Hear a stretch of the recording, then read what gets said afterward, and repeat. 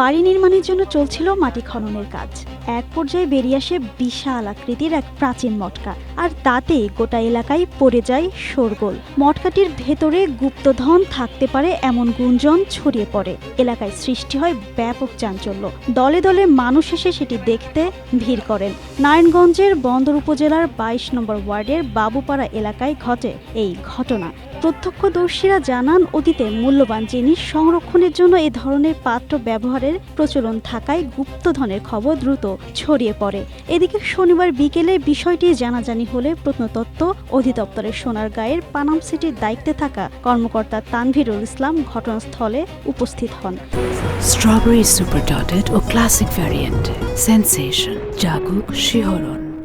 তিনি জানান, মটকাটি সম্ভবত শত বছরের পুরনো। অতীতে পানি কিংবা ধান চাল সংরক্ষণে ব্যবহৃত হতো। এটি একটি প্রত্নতাত্ত্বিক নিদর্শন বলে তিনি উল্লেখ করেন। তবে মটকার ভেতরে কোনো ধরনের গুপ্তধন পাওয়া যায়নি।